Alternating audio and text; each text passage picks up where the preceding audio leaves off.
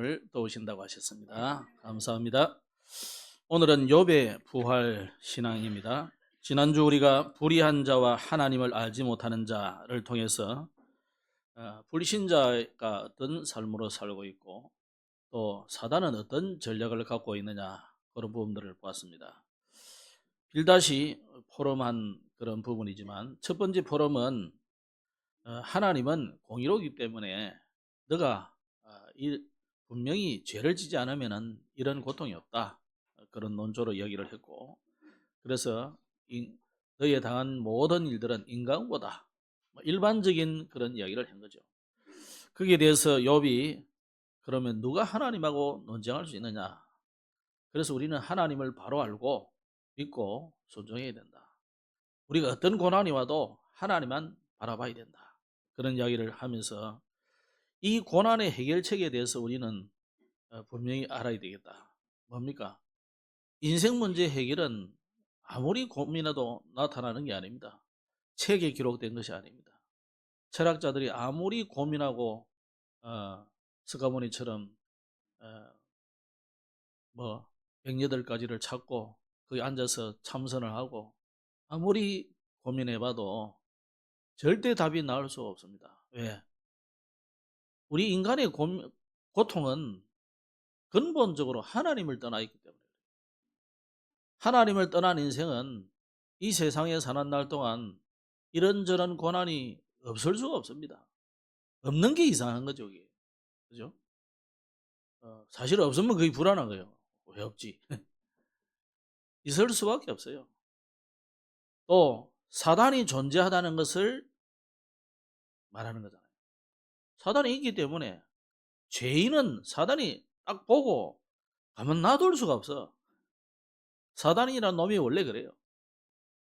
그래서 하나님이 살아계시고 또 우리가 하나님을 떠났고 지금 사단이 존재하기 때문에 인간이 사는 날 동안에는 고난이 있을 수밖에 없다. 자, 그런데 문제는 욥은 사람들이, 친구들이 말하듯이 어떻게 보면 죄인이 아니잖아요. 물론 죄인이지만 하나님 보실 때 죄인이 아니다 말이에요. 근데 왜 의인에게 고난이 있느냐? 이게 욥기의 주제거든요. 친구들처럼 네가 죄를 지었으니까 이런 일이 생겼다, 그거는 일반적인 사람들 이야기예요. 그러나 우리가 지금 욥기에서 말하는 건 왜 의인에게 고난이 있느냐 이거든. 쉽게 말하면 왜 하나님 믿는데도 응답이 없고 내가 하나님의 자녀가 분명하다고 확신하는데도 내게는 이런저런 문제와 고통이 오느냐 이 말이에요. 그래서 욥기는 사실 불신자들이 읽어서는 절대 이해가 될 수 없어요. 결국 빌닷이나 소발이나 이런 사람들처럼 하는 말밖에 안 되는 거예요. 이거는. 욥은 그래서 신자가 고난이 올 때에 어떻게 대해야 되느냐, 성도가, 전도자가 어려움을 당할 때 어떤 답을 내야 되느냐 하는 겁니다. 그죠? 그러니까 욥의 이 사상과 친구들의 사상이 안 맞는 거예요. 친구들은 아무리 훌륭한 말을 해도 일반적인 이야기예요. 인과응보예요. 결국은 네가 죄를 분명히 틀림없이 지었다 한번 생각해봐라 이거예요. 그런데 욥은 나는 죄가 없다는 거예요. 그러니까 친구들이 더 열나는 거죠. 아니, 사람이 죄 없는 사람이 어디 있냐 이거예요. 다 죄를 짓지. 그러나 욥이 말하는 죄를 안 짓다는 말은 그런 말이 아니다니까. 그리스도의 그 십자가의 보혈로 나는 완전한 해결함을 받았다는 뜻이에요. 만약에 그 믿음이 아니라면 예수님이 십자가에서 마지막에 다 이루었다는 말을 하시면 안 되는 거죠. 내가 99.99%는 이뤘지만 0.001%는 못 이뤘기 때문에 그건 너 알아서 해야 돼, 그래 하고 가셔야 되는 게 맞는 거잖아요. 그죠? 근데 예수님 그러는 거 다 이뤘다 그랬단 말이에요. 뭘 다 이뤘느냐? 하나님이 그리스도를 보낸 근본 목적이 있어요. 그냥 하나님 심심해가지고 저것들 보니까 괴롭게 사네, 힘드네, 아이고 좀 도와줘야 되겠네, 그거 아니다니까요. 창세 이전에, 이 천지를 창조하기 이전에 이미 사단은 하나님을 대적해가지고 하늘로부터 쫓겨났다니까요. 그래서 하나님이 새로 만드신 이 지구에 출현해가지고 첫 인간 아담 하와를 유혹해가지고 하나님을 떠나서 같이 하나님을 대적하자고 하는 거예요. 그리고 하나님께 돌아가야 될 모든 영광을 지가 다 가로채겠다는 겁니다. 그래서 우상을 세우는 거죠. 그래서 우리가 합세해가지고 바벨탑을 쌓듯이 저 하나님을 대적하자는 거예요. 그러니까 보세요. 단순히 하나님을 떠난 그게 뭐가 그리 죄가 되느냐? 아니 굳이 원죄를 말해가지고 우리를 원죄라는 올가미에 둘러 씌우느냐? 그거 아니다니까요. 하나님을 떠난 자체가 사단의 편에 서는 것이고 사단과 함께 하나님을 대적하고 하나님께 돌아가야 될 모든 영광과 존귀와 찬양을 싹 뺏어가지고 마귀한테 하자는 거예요. 그게 얼마나 큰 죄입니까? 그게 사람 한두 명 죽이는 거하고는 비교할 수 없는 죄예요. 맞습니까? 그러니까 세상에 그 죄를 많이 정리를 해놨지만 그것보다 가장 큰 죄가 하나님 안 믿는 죄다 말이에요. 하나님의 말씀에 불신앙하는 것이, 불순종하는 것이 가장 큰 죄다 이 말이에요. 그래서 이 원죄라는 것은 어마어마한 죄입니다. 이거는 절대 인간이 해결할 수 없는 거예요. 아니 자범죄는 덜어 해결할 수 있는 길이 있잖아요. 내가 형제에게, 친구에게, 부모에게, 주위 사람에게 잘못했으면 가서 빌기도 하고 용서를 구하면 되잖아요. 보상할 거 있으면 보상하기도 하고, 보상할 거 없는 것 같으면 싹싹 빌더라도 어쨌든지 해결받을 수는 있잖아요. 해결해 주다 안 해주다. 하나님께 지은 죄는 용서받을 길이 없다니, 길 자체가 없어요. 그래서 창세기 3장의 마지막에 보세요. 뭐라 해놨습니까? 두루 도는 화염금을 두어가지고, 화염금, 천사를 말하는 거예요. 천사를 시켜가지고 에덴 동산을 들어오지 못하도록 지켰다니까요. 지키도록. 화수군을 딱 세워놓았다. 무슨 말입니까? 우리가 절대 하나님께 갈 수 없단 말이에요. 죄인으로서는 하나님께 갈 수 없어요. 그럼 의인이 우리가 될 수 있습니까? 의인은 못 돼요. 아니 인간이 스스로 어떻게 의인이 돼요? 나 참 지나온 자들 보면 신기한 사람들이야. 아니 우리가 아무리 결심해도 안 돼. 물론 그 사람은 워낙 결심하면 잘 되니까 그런 말을 했겠지만 자기 결심해가 자기 자녀도 똑같이 결심해가 그리 됩니까? 안 된다 이게. 나 당대는 될 수 있다고. 그게 내 후손까지 그다음 똑 되느냐?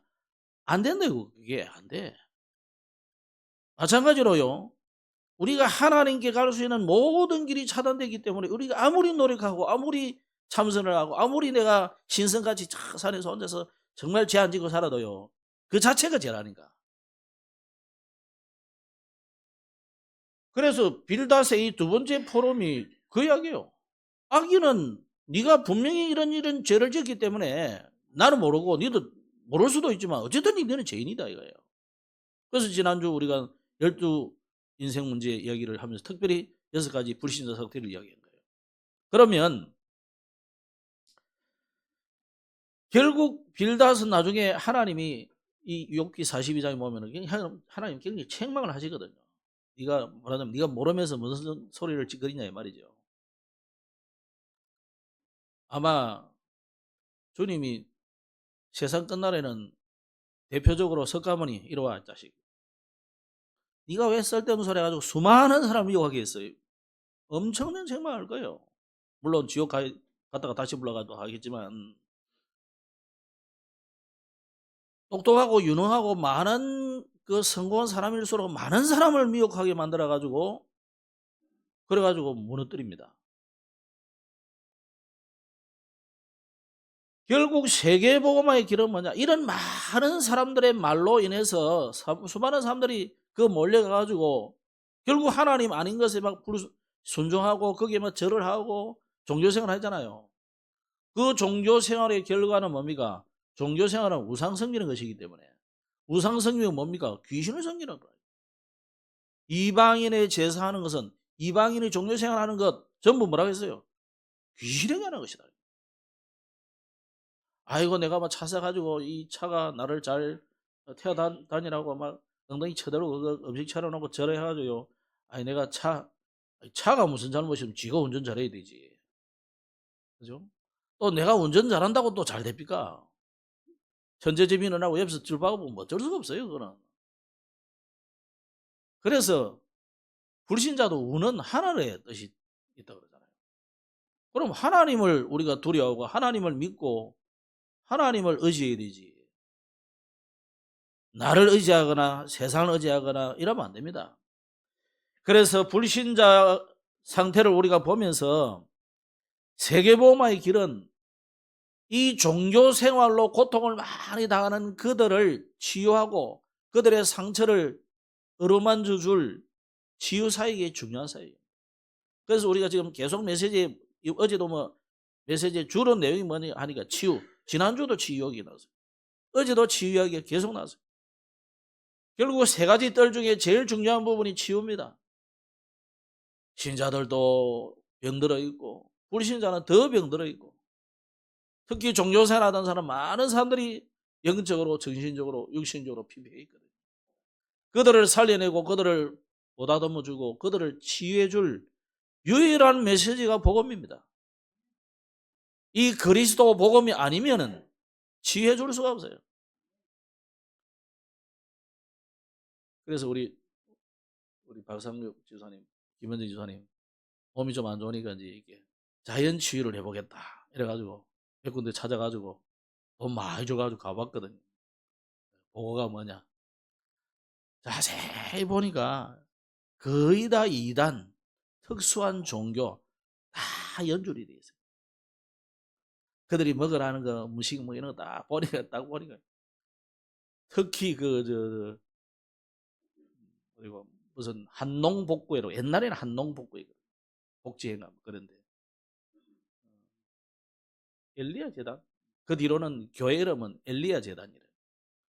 그래가 지금 저 브라질에 어디 가가지고 뭐 이상한 재단 조그마한 아이가요 교주 보고 하는 말이 당신의 아이를 낳아주겠다면서 노래 부른다 이거. 이게 무슨 뭐 가요도 아니고 미친 그런 종교 생활하는 세상이 지금 그렇게 돌아가고 있어요.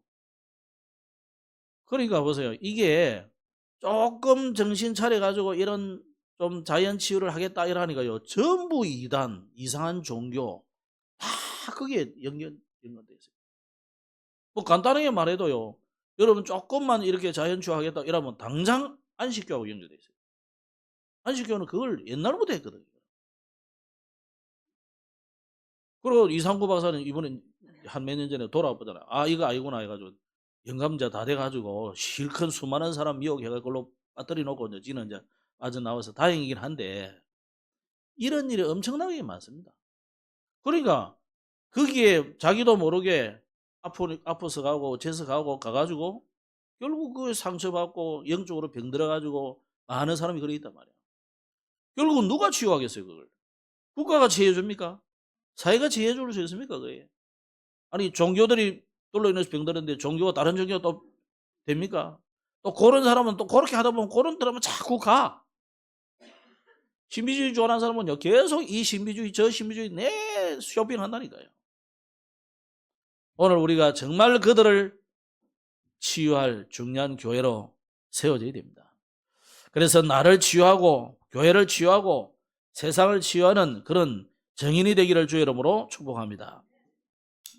오늘 욥이 지금 부활신앙을 이야기했는데 구약에는 보통 우리가 부활신앙이 없다고 생각하잖아요.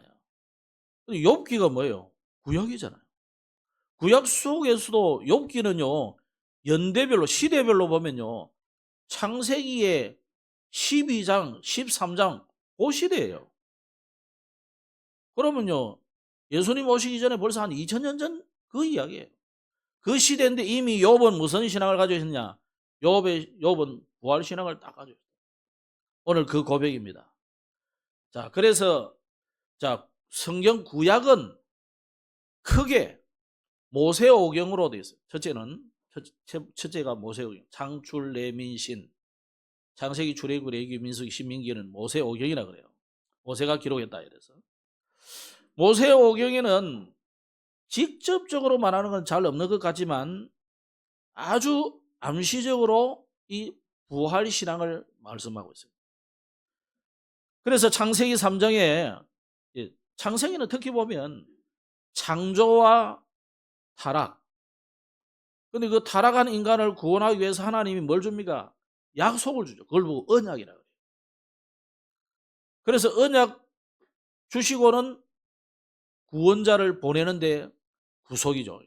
창조, 타락, 언약, 구속, 이 네 가지가 이 역사 속에는 계속 쳇바퀴 돌듯이 계속되고 있어요.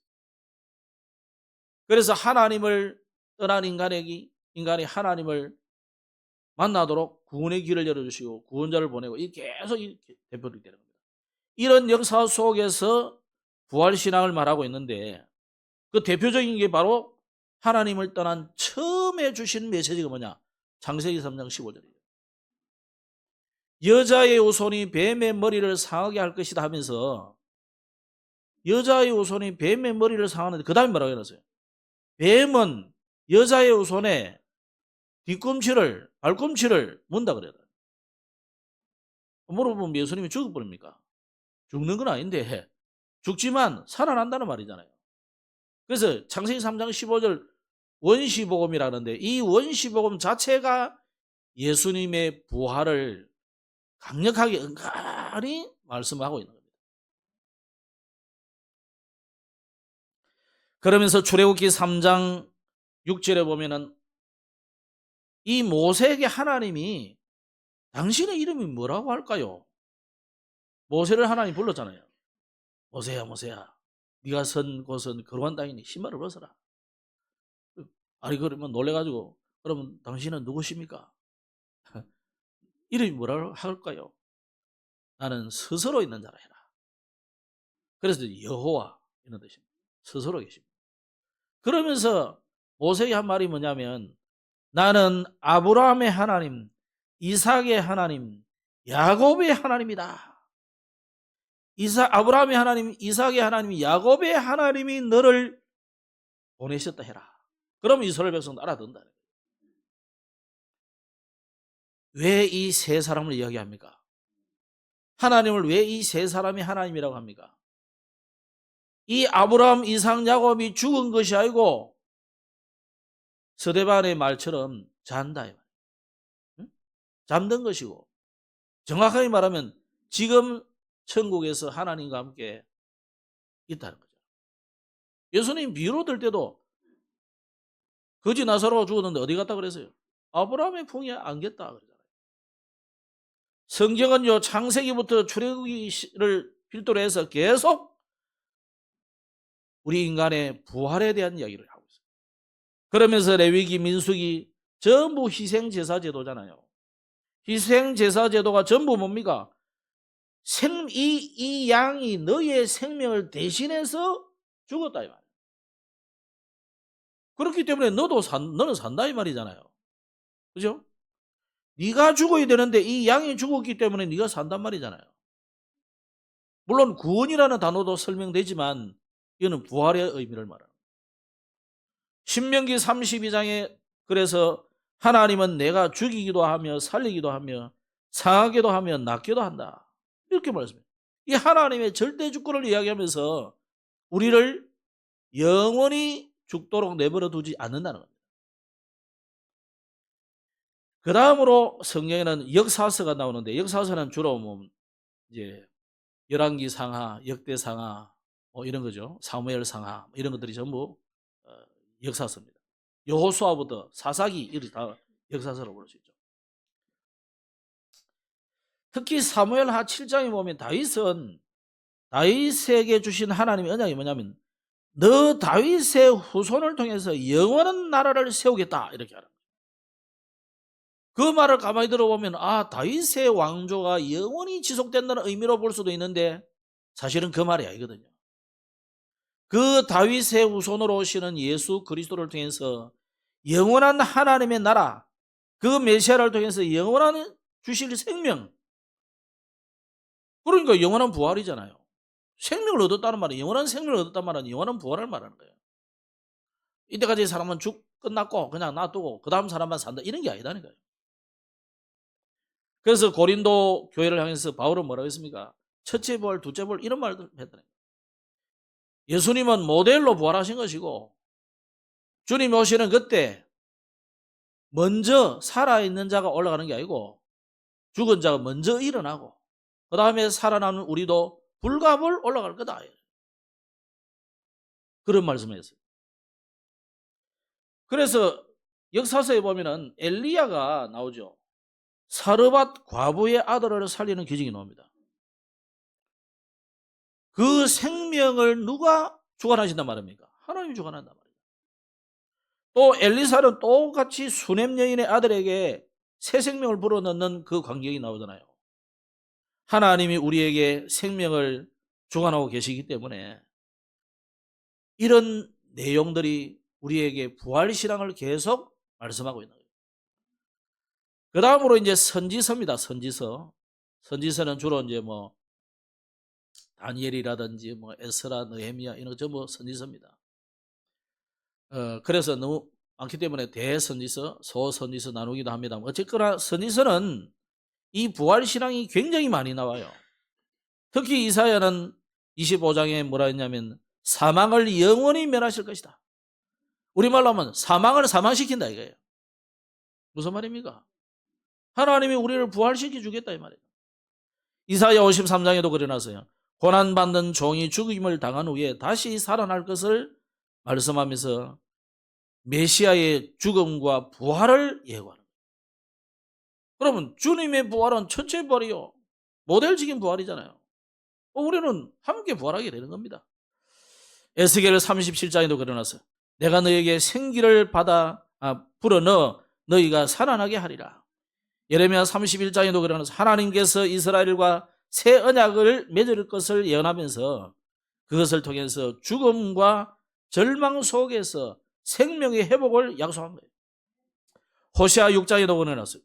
우리가 여호와께로 돌아가자. 여호와께서 우리를 찾으셨으나 도로 낫게 하실 것이고 우리를 치셨으나 싸매어 주실 것이다. 여호와께서 이틀 후에 우리를 살리시며 셋째 날에 우리를 일으키시리니 우리가 그의 앞에서 살리라. 그래서 우리의 이 땅에서의 이 육신의 생명을 끝이라고 생각하면 안 됩니다. 영원한 생명을 하나님이 우리에게 주셔서 부활할 것을 말씀하셨죠. 요엘서 2장 28절에도 그러나서 그 후에 내가 내 영을 만민에게 부어주리니 너희 자녀들이 예언할 것이다. 스가랴 14장에도 그 날에 생수가 예루살렘에서 솟아나서 그래서 미가서 7장 8절에도 나의 대적이여 나로 말미암아 기뻐하지 말지어다. 나는 엎드러질지라도 다시 일어날 것이며 어두운 데 앉을지라도 여호와께서 나의 빛이 되실 것이다.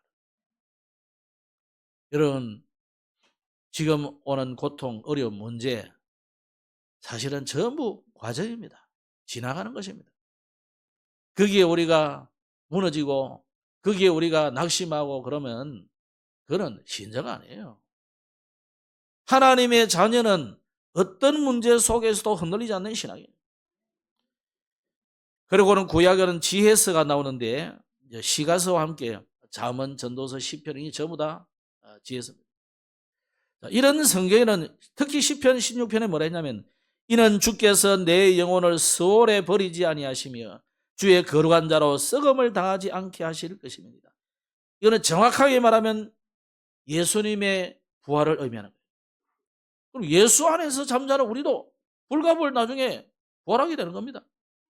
잠언 12장 28절에도 공의로운 길에 생명이 있나니 그 길에는 사망이 없느니라. 육신의 죽음은 잠깐이지만 이게 영원한 죽음이 아니다는 거예요. 그래서 스데반을 보고 뭐라 했습니까? 잔다. 성도는 죽은 것이 아니라 자는 것입니다. 전도서 12장에도 흙은 여전히 땅으로 돌아가고 영은 그것을 주신 하나님께로 돌아가기 전에 기억하라. 우리의 영이 육신은 흙으로 돌아가지만 영은 어디로 갑니까? 하나님께로 간단 말이에요. 그래서 정확한 부활을 말하자면 육신도 나중에는 데리러 오는 거예요. 그게 정확한 부활이에요. 우리가 지금 죽으면 어디로 갑니까? 우리의 육신은 땅에 묻히지만 영은 하늘로 가죠. 주님 오시는 그날 마지막 날에는 이 육신과 영이 다시 합해져서 하늘께 가는 거예요. 완전한 부활이죠. 그래서 욥이 가졌던 부활신앙은 어떤 믿음인가를 오늘 보고자 합니다. 오늘 25절로 27절에 보면 내가 알기에는 나의 구속자가 살아계시니 후일에 그가 땅에 서실 것이라. 나의 이 가죽 이것이 썩은 후에 내가 육체 밖에서 하나님을 보리라. 내가 친히 그를 보리니 내 눈으로 그를 보기를 외인처럼 하지 않을 것이라. 외인, 모르는 사람처럼 하지 않을 것이다. 내 마음이 조급하구나. 왜 조급할까요? 그걸 생각하니까 마음이 급해지는 거죠. 주님은 어떤 분이냐? 우리에게 이 부활을 통해서 뭘 주시는 분이냐? 모든 것을 회복시켜 주시는 부활이에요. 그래서 그 부활의 주인공이 그리스도이기 때문에 오늘 1번은 뭐라 했냐면 회복시켜 주시는 그리스도예요. 욥의 신앙입니다. 욥은 무엇을 믿고 있느냐? 모든 것을 합력하여 선을 이루시는 하나님. 즉 지금 내가 어려움을 당하는 것 같지만 하나님은 이걸 반드시 회복시켜 주십니다. 이 회복이라는 단어에는요, 새로운 것을 준다는 의미보다도 전에 주셨던 것을 더 주신다는 의미예요. 그렇잖아요. 우리가 예수 믿고 구원받았다는 것은 창세기 3장 이전에 주셨던 그 에덴 동산과 그 이전에 주셨던 그 신분과 권세를 회복시켜주는 것이 구원이에요. 그걸 의미하는 겁니다. 오늘 욥은 이 믿음, 욥의 부활 신앙은요 대단합니다. 아까 말씀드렸지만 욥은 아브라함과 동시대의 사람이라니까. 그죠? 아브라함, 이삭, 야곱 이 사람들과 동시대의 사람이라. 그런데 욥이요, 우리는 이미 2025년 전에 이 땅에 오셔서 말씀을 전하고 죽었다가 부활하신 그리고 성전하신 예수님의 그 역사적인 사실을 알고 우리가 믿는 의미가 있잖아요. 근데 이 욥은 그 신앙이 아니라는 거예요. 예수님이 뭐라고 했습니까? 너희들이 아브라함의 후손이라면서? 그러니까 우리가 아브라함의 후손입니다 그러잖아요, 사람들이. 너희 조상 아브라함이 나의 때 볼 것을 보다가 그리고 구원받았다는 거예요. 그죠? 기뻐했단 말이에요. 구원받았단 말이에요. 믿었단 말이잖아요. 아브라함의 그 믿음과 똑같이 욥이 바로 그런 신앙이다. 아멘. 예. 그 얼마나, 그래서 우리가요, 보고 믿는 것보다도 안 보고 믿는 것이 더 복이 있는 거예요. 그래서 구약의 성도들이 사실은 하나님을 직접 배우는 모세 같은 사람도 있고 하지만 그 외에 보통 신자들은 못 보잖아요, 하나님을. 안 보고 믿는 것이 더 복되다. 보지 못하고 믿는 것이 더 복된 겁니다. 더 좋은 신앙이에요, 사실은. 그래서 우리가 기독교에는 천주교 가보면 많잖아요. 그림, 석상, 무슨 상, 이라고 막 해놔서. 예수님, 마리아 상만 아니라 온갖 성인들 상 다 해놔서. 그러니까 하도 안 믿으니까 이리 보고라도 믿어라 이거지. 그럼 성당에 그 천정까지도 벽화, 성경 66권을 다 그냥 장별로 쫙 다 해놔서.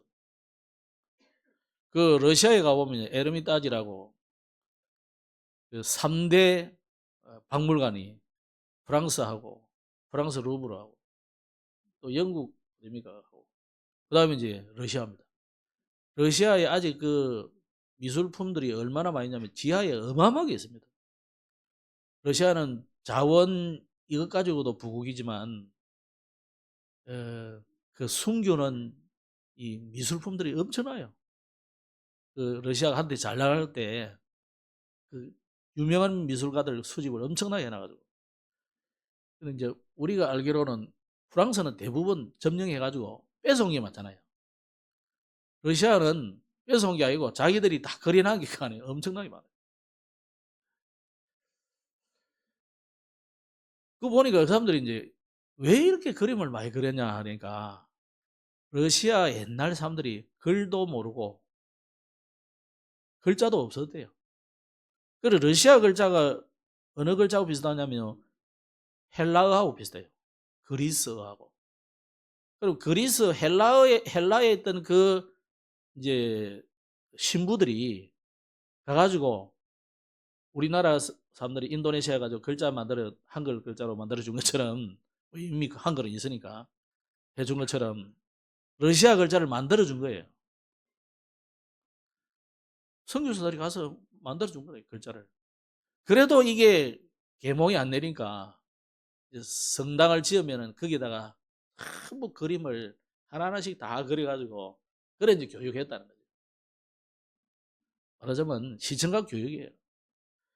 근데 하나님은 십계명에 뭐라 해놨습니까? 계명에 위로 하늘에 있는 거라, 물 아래에 물 속에 있는 거라. 그 어떤 것도 형상을 만들거나 거기에 절하지 말라 그랬다. 처음부터 이거 절하라고 만들었겠어요? 그러나 교육성으로 만들었는데 나중에는 온갖 의미를 다 부여해가지고 기장성당 앞에 딱 서서 가만히 한 몇 분 지켜보라니까요. 딱 보면요. 애들이고 어른이고 전부 들어가면서 인사하고 나오면서 인사하고 그럽니다. 그 인사받는 게 예수님도 아니고 마리아가 인사받아요. 그러면서 마리아가 밟고 디디고 있는 그 동그란 공 같은 게 하나 있어요. 자세히 가보면요. 지구를 밟고 있어요. 그 지구 위에 자세히 보면요. 뱀이 이래 희간 거예요. 창세기 3장 15절에 뭐가 있습니까? 여자가 뱀 머리를 밟는다 해서요. 여자의 후손이라 그랬어요. 이 사람들은 국어 공부도 안 하는가 봐. 아니 원어 연구도 안 하는 것 같아. 신부들은 공부 우리보다 엄청 많이 합니다. 라틴어고 막 엄만 공부 다 해요. 그러니까 이 사람들 신부는 일단 신부가 됐다 이러면요. 나중에 교황청에 들어가면 아무 언어의 소통에 장애가 없어. 왜? 라틴어는 이미 배워가기 때문에. 우리는 뭐 라틴어 저는 뭐 배우지도 않았어요. 라틴어 배우는 데는 신학 전공해가지고 대학원 같은 거 가야 얘기 배워지. 우리는 뭐 별로 그 공부 별로 안 했는데 아니 원어 그래도 우리 보잖아요. 원서를 보는데 보면 없어요. 여자의 후손이나 돼 있다니까. 근데 이 사람들은 그러니까 신부들은요 고민이 많을 거라. 여러분 신부들한테 여러분 툭 이야기 던지면 뭐 개신교인들 질문하면요 기분 나빠하면서 굉장히 괴로워합니다. 중도요 가서 솔직한 이야기를 좀 해보면 나중에는 뭐 귀찮아가 일을 하지만 상당히 괴로워합니다. 아닌 줄 알기 때문에 신부님도 틀린 줄 알기 때문에 특히 개신교인들이 막 와서 뭐 이야기하고 뭐 이러면요 괴롭다 이 사람들은. 틀린 소리 자꾸 하니까 해야 되니까. 아니 오죽해서 틀린데 이거 틀린데 자꾸 틀린 걸 하느냐 이러면 말티누스가 르터가 내가 개혁하자 이게 아니라니까요. 너무 틀린 소리를 하니까 이 베드로 성당을 기 가지고 이렇게 기 올라가다가 그래가지고 우리는 뭐 치면은 빡치가지고 아 이거 아니지 않냐 그래가지고 계획한 거예요. 계획하자 한 것도 아니고 아니 성경은 뭐 이렇게 돼 있잖아요. 그래 몇 개조 이렇게 적다 보니까 97개조인가 95개조인가 적어진 거예요. 그래가지고 신학교 말하자면 채플실에다가 그냥 이렇게 방 붙이려고 아무도 안 볼가고 그냥 방이 아니고 그냥 대문에다 붙여버린 거예요. 문 앞에다가. 근데 이게 이제 하나님이 도화선이 불을 땡기버린 거죠. 그래가지고 종교개혁이 된 겁니다. 성경에는 분명히 그래 안 돼 있다니까. 여자의 후손이 됐다고. 그때 얼마나 속이 났는지 성경 보지도 않아요. 이 사람 봐도 그렇게 아니에요. 여호와의 증인 보세요. 나와 아버지는 하나님이라 하면서 그 소리를 읽어 외워가면서 예수님은 하나님 아니다 한다니까. 그래서 이 악이 사단이요. 사단이 이단의 영, 거짓말하는 영을 집어넣어 버리면 이래 쥐고도 이거 휴대폰 아니야 이런 그리 돼요. 오늘 믿으시기 바랍니다. 욥은 어떻게 믿었냐? 하나님은 내 모든 것을 회복시켜 주시는 분이다. 그래서 여기에 내가 알기에는 그래서요. 이거는요.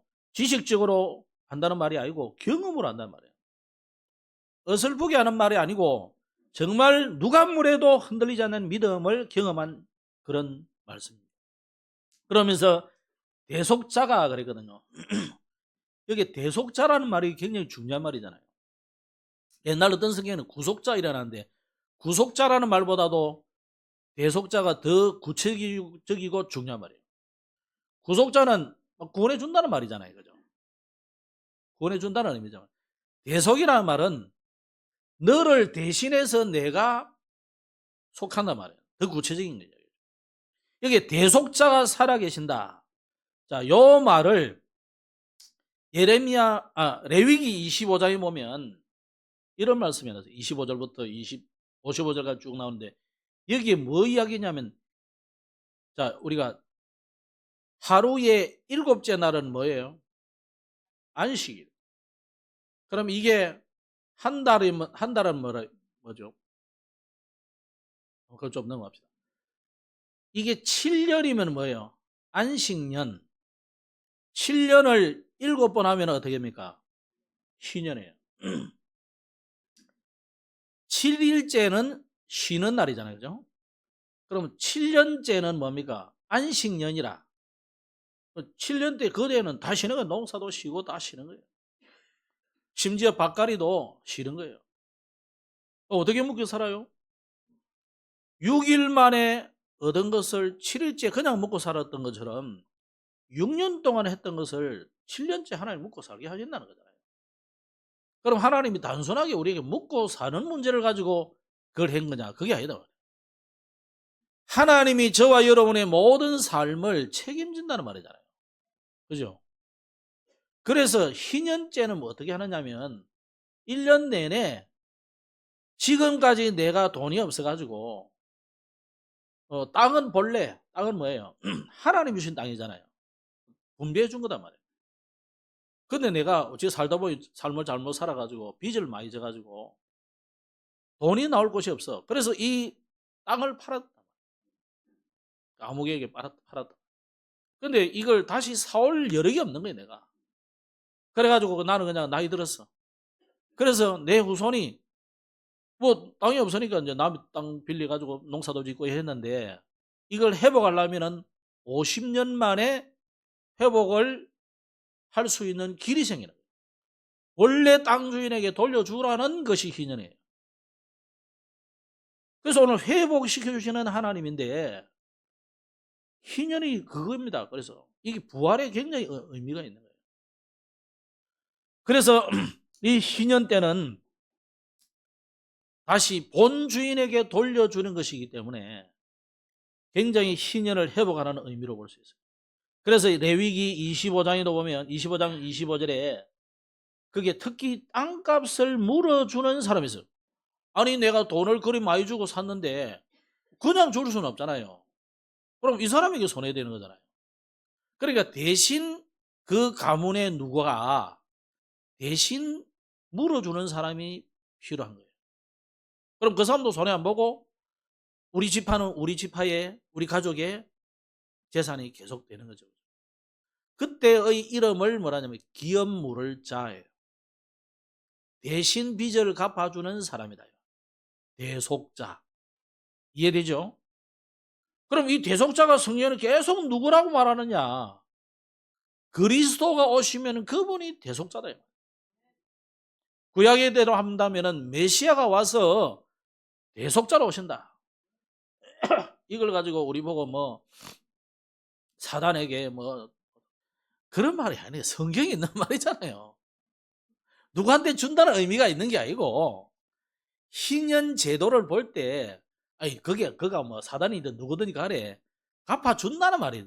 그 의미의 방점이 있는 거지. 이걸 사단에게 준다 해가지고 그렇게 엎으려면 저는요 그런 사람들 다 설교 5편만 들으면 2단 만들 수 있어요.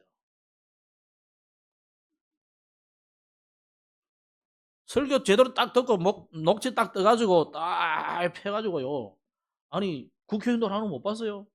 2단 만들기 쉬워요. 대통령 하나 탄핵시키는 거 금방 할 수 있습니다. 성경은 그 말 아니거든. 성경은 누구한테 준다는 문제가 아니고 너의 죄를 대신 갚아주는 분이 그리스도다 이거 말하고 있는 거예요 지금. 그게 희년제도입니다. 룻기 4장 1절에 그래서 나옴이라는 사람이 이스라엘에 워낙 흉년이 들고 오라니까 못 살겠단 말이에요. 그러니까 야, 저 가까운데 어디 좀 남의 나라 가서 살자 이래가지고 뭐 가까우니까 이사를 간 거예요. 막 쉽게 머리로 같으면 뭐 기장 살다가 한번 대구 좀 이사가 간다 생각하면 돼요. 뭐 이성년 집사가 아닌데 저쯤 갔다가 생각하면 돼요. 근데 국경 넘어라. 살다 보니까 아니 거기서 두 아들도 결혼하고 그랬는데 남편도 죽고 두 아들도 죽고 이 청산가부 3명만 더 남아가지고 있는 거예요. 그러니까 얼마나 처량합니까? 아, 하나님이 우리한테 노하셨구나. 이래 생각하고 이 나오미가 이제 집으로 돌아가자 생각한 거예요.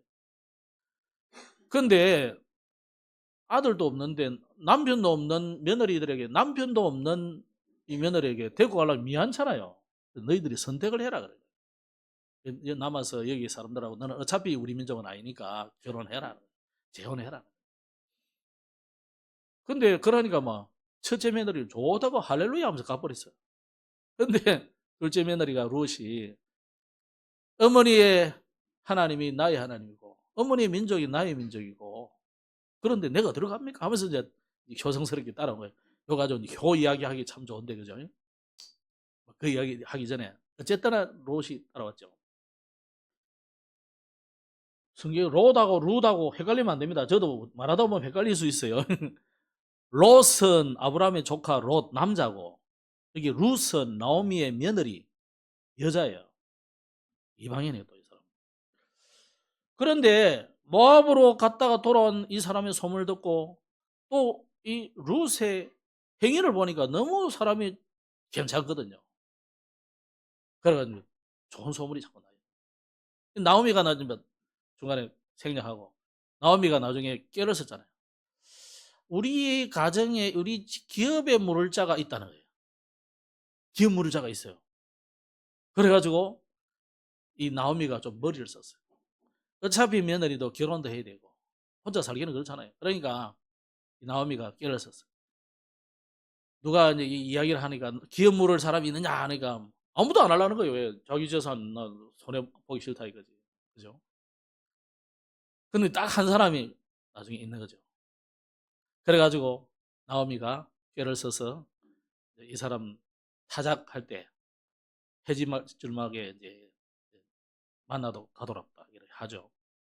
그 사람이 바로 나오미의 기업 물을 자입니다. 누굽니까? 보아스예요. 보아스.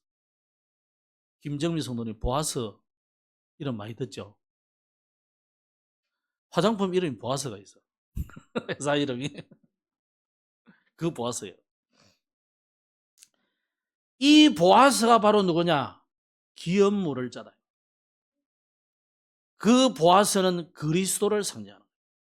나오미 룻의 가문의 기업을 완전히 회복시켜요.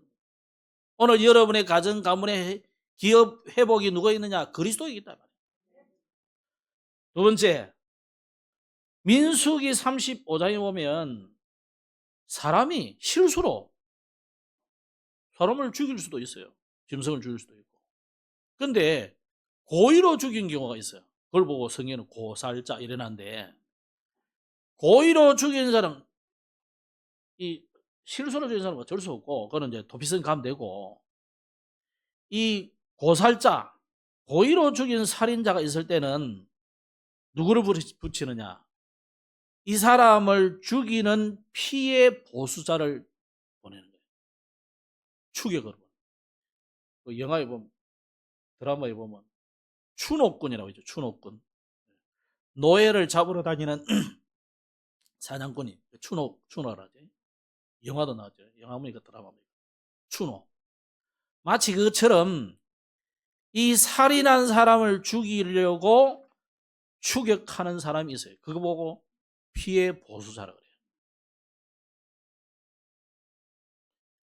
근데 성경에 이래 놨어요. 요한일서 3장 8절. 그리스도께서 왜 오셨느냐? 마귀의 일을 멸하러 오셨다. 그죠? 그러면서 로마서 12장에 보면 이런 말씀이 해놨습니다. 내 사랑하는 자들아 너희가 친히 원수를 갚지 말고 진노하심에 맡기라. 누가 진노한단 말입니까? 하나님의 진노. 그게 맡기라는 거예요. 그러면서 기록되었으되 원수 갚는 것이 내게 있으니 내가 갚으리라고 주께서 말씀하셨다. 그래서 여러분, 우리가 여러분의 원수, 물론 나의 원수, 우리의 원수를요 내가 갚으려면 안 돼요. 우리나라가 옛날에요 김일성이 죽으라고 크리 삼각산에서 기도하고, 우리는 양산에 감림산 가가지고 기도하고, 나도 죽으라고 대기했어. 그런데 혹 뒤에 이만큼 달고도 80몇 살까지, 요즘으로 치면 백수로 한 거예요, 이 양반이. 그때 당시 왜냐면 40대 50대 다 죽어버린 남자들 거의 다 죽었거든요. 근데 8, 90이 되도록 살았다는 게 이 사람이. 왜 그럴까요, 하나님이? 정신 차리라, 인간들아. 원수는 하나님이 갚는 거야, 이 말이에요. 여러분, 너무 원수 미워하지 마세요. 여러분이 괜히 당한다니까. 그래서 한 번 더 나오는데 히브리서 10장에 보면 이 말씀이 나와요. 30절에. 원수 갚는 것이 내게 있으니 내가 갚으리라. 하나님 원수를 하나님이 갚는다 했어요. 성질은 나고 뭐 화는 나지만 원수는 누가 갚는다고요? 하나님이 갚아주신다 그랬어요. 그러면서 주께서 그의 백성을 심판하리라 말씀하신 것을 우리가 안다 그랬습니다. 누가 원수를 갚아준다고 그랬습니까? 주님이 갚아주신다니까요. 세 번째, 욥의 신앙입니다. 뭐라고 했느냐? 출애굽기 15장 13절에 보면 대속자 하나님은 우리를 은혜로 인도하시는데 주께서 그 구속하신 백성을 은혜로 인도하시되 주의 힘으로 그들을 주의 성결한 저소에 들어가게 하시나이다. 요한일서 1장 9절에도 그러나서 우리 죄를 자백하면 우리는 그는 미쁘시고 의로우사 우리 죄를 사하시며 우리를 모든 불의에서 깨끗하게 하실 것이다. 여러분을 하나님께서 어떻게 합니까? 깨끗하게, 성결하게, 구별된 백성으로 만들어 주신다 이 말이에요. 그걸 보면서 오늘 욥기 19장 25절 26절을 여러분이 묵상을 하셔야 돼요. 그 대속자가 나를 인도해 가지고 하나님을 만나게 할 것이다. 왜? 우리를 그냥 데리고 가면 안 되잖아요. 거룩하게 만들어서 데리고 가는 거예요. 그죠? 그래서 욥이 뭐라고 했습니까? 여기에 나의 알기에는 나의 구속자가 대속자가 살아계신다 그랬어요. 갈라디아서 2장 20절에 내 안에 그리스도께서 사신 것이다. 우리 안에 그리스도가 사시기 때문에, 내 안에 그리스도가 살아계시기 때문에 우리에게 부활과 영원한 생명을 주신다. 사실은 주신다. 생명이 있는 거죠. 왜? 예수님이 생명이니까. 그래서 사도 요한도 계시록 1장 18절에 그러나서요. 곧 살아있는 자라 내가 전에 죽었었노라. 예수님이 지금 살아계십니다. 그래서 내가 그리스도 안에 있으면, 그리스도가 내 안에, 내가 그리스도 안에 있으면 그의 부활과 함께 나도 부활하게 될 줄로 믿으시기 바랍니다. 그래서 고린도전서 15장 그려놨어요. 시간이 없으니까. 아담 안에서 모든 사람이 죽은 것 같이 그리스도 안에서 모든 사람이 삶을 얻으리라. 그 앞에는 뭐라고 했습니까? 죽은 자의 부활도 한 사람으로 말미암는도다. 예수님의 죽음으로 인해서 우리도 죽었고 예수님의 부활로 인해서 우리도 부활하게 될 것을 말씀합니다. 결론을 맺습니다. 우리의 대속자는 지금 살아계십니다. 여러분 원수 갚지 마시고 살려주는 자가 되시기 바랍니다. 다른 사람에게 억누르는 자가 아니라 치유하는 자가 되시기 바랍니다. 그래서 요한복음 11장 25절에 나는 부활이요 생명이니 나를 믿는 자는 죽어도 살겠고 무릇 살아서 나를 믿는 자는 영원히 죽지 아니하리라고 말씀했습니다. 그래서 요한복음 6장 40절에도 내 아버지의 뜻은 아들을 보고 믿는 자마다 영생을 얻는 것이니 마지막 때에 내가 그를 다시 살리리라 그랬어요. 우리는 이 소망을 가지고 살리는 자가 되시기 바랍니다. 지금 우리가 계속 신천이 지역에 전도를 하고 있습니다. 신천이는 기장, 군, 청, 현대 아파트, 특히 이 신앙촌 있는 지역입니다. 그래서 여러분이 계속 이 지역에 복음화를 두고 기도해 주시기 바랍니다. 지금 또 선교 현장에 캠프를 하고 있습니다. 위에서 기도해 주시고, 또 금토일 시대에 우리 렘넌트들 금요 기도에 모여서 우리가 같이 기도하고 합심해서 기도해서 여러분이 치유도 받고 응답도 받고 렘넌트를 살리는 배경이 되시기 바랍니다. 특히 우리 지금 네팔 친구들 TCK 하우스를 통해서 한글 교실과 또 다민족 지교회가 열려져야 됩니다. 여러분 기도해 주시고, 오늘 또 수리아 같이 왔는데 수리아 한국 이름이 있더라고요. 이태영이래. 이태양. 이 사람 어디서 본 사람인데 누구 왜 있지 이러면서 보니까 이태양이라대. 맞습니까? 맞대요. 이태양. 멋진 이름입니다. 우리 수리아를 위해서 기도 많이 해주시고, 우리 수리아를 통해서도 네팔의 중요한 복음에 큰 문이 열리도록 기도해 주시기 바랍니다. 기도하겠습니다. 하나님 감사합니다. 오늘도 살아계셔서 모든 것을 회복시키며 우리의 원수 갚을 것이 있다면 주님이 대신 갚아주시고 우리에게 영원한 생명을 주셔서 부활의 놀라운 은혜를 주신 주님을 찬양드립니다. 욥이 이 믿음을 가졌고 우리도 이 믿음을 같이 가지고 정말 이 시대에 질병으로 병든 자를 살리고 치유하는 응답받는 우리 모든 발걸음이 되도록 축복하여 주옵소서. 예수 그리스도 이름으로 기도드렸습니다. 아멘.